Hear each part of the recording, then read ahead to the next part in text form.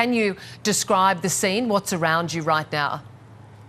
This entire road behind me is full of dozens and dozens of fire trucks, and the moment I got here, the first thing I noticed is the smell. The smoke is just extremely putrid, and when the wind blows, I can feel the sting in my eye. And you can see behind me that the building is still billowing with smoke. We're about 16 over hours now from the start of the fire. Yesterday, 3 p.m., it broke out. It was a level 3 fire at the time, and within hours, by 6:30 p.m., it became a level 5 fire that is the highest severity in Hong Kong. And this is essentially the worst fire that Hong Kong has experienced since 1996. The death toll now standing at 44, hundreds more missing. The authorities said that 72 more people are missing, and the previous number was 270. So a total of about 300 over people still missing at this point. And of course, ongoing, the water jets behind me is still being deployed to put out the fire. Have you had a chance, Minmin, to speak to any residents or people from the towers? Yeah, I mean, a lot of residents are just extremely heartbroken and anguished because some of them are shocked at how fast the fire spread and just didn't expect it. And this is the thing that authorities were talking about. They said that the spread of the fire was very unusual because you can see behind me that the blocks, typical of many Hong Kong apartment buildings, are very close together. That is one reason why it spread so quickly. But the other reason is because this is a government subsidized apartment complex that is 40 over years old.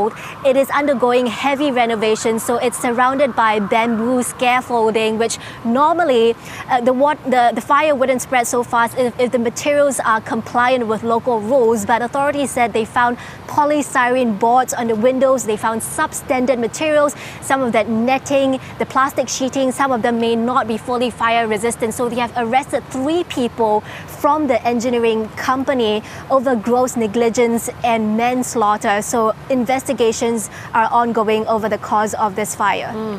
Just on how densely populated they are, you mentioned there, Minmin, that these blocks are very closely built together, and thousands of people lived in these 8 towers.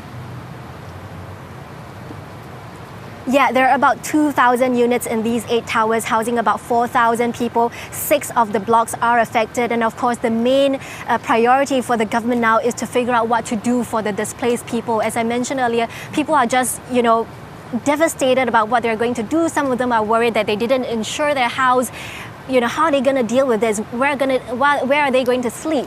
And the authorities have opened up community centers nearby. They're going to keep them open overnight so people could sleep over. They have also identified about 1,400 empty housing units across Hong Kong that people could move into temporarily. And President Xi himself, President Xi Jinping of China, had sent his condolences over the deaths, had called for an all-out rescue efforts.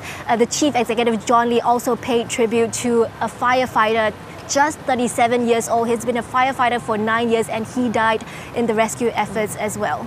It's been an extraordinary response as well, given that it was a level 5 fire. 800 firefighters have responded, is that right?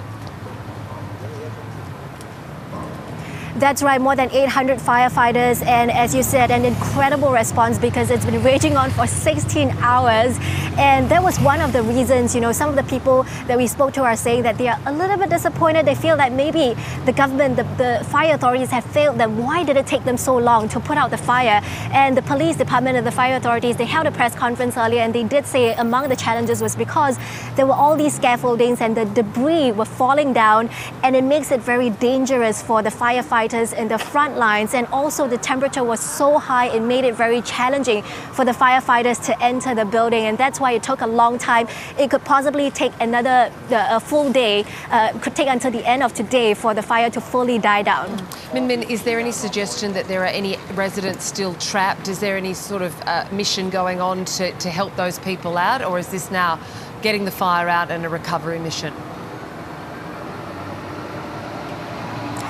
Well, I think there's still, by some estimates, about hundreds of people still missing. So, and over here you can see it's actually pretty calm right now because the roads around this area has been closed off. So most people, overnight there were a lot of people standing around, but now it's mainly just the news crew that are here. And the authorities are trying to put out the fire. I think they are trying to identify the missing people because the local legislative councillors were saying they're getting so many messages from family members asking for help to identify their loved ones that they lost contact with. So I think they're still figuring out where the hundreds of people that are still unaccounted for. And yes, the rescue efforts, the firefighting efforts still ongoing. Minmin Low, Bloomberg reporter, joining us there live from the scene in Hong Kong. What is an utterly tragic situation. Thank you very much.